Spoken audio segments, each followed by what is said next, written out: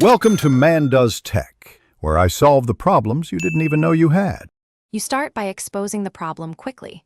Remove trim and anything covering the rust so you can work directly on the metal.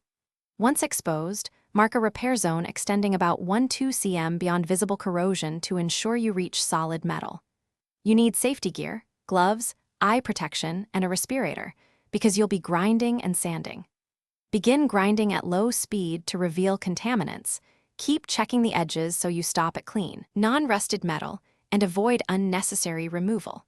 Now you clean and chemically stabilize the metal. Grind or wire brush to bright metal, then sand with 80-120 grit to feather the paint edge. Once the metal is clean, apply a rust converter where pitting remains to neutralize any residual corrosion. Allow full cure as directed.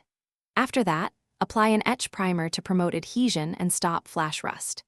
If the surface needs shaping, use a 2-part body filler, sand smooth, and wipe with solvent to remove dust and oils before painting. You finish by building protective layers. Apply 2-3 thin coats of compatible primer, sanding between coats with 400-600 grit to ensure a smooth base. Once primed, spray base coat to match color in even passes, allow proper flash time, then apply clear coat for UV and moisture protection. Make sure each layer cures per product instructions. If rust returns, you likely missed active corrosion. Stop, strip to bare metal. Treat or weld small holes, and repeat the protection steps to prevent recurrence. Thanks for watching.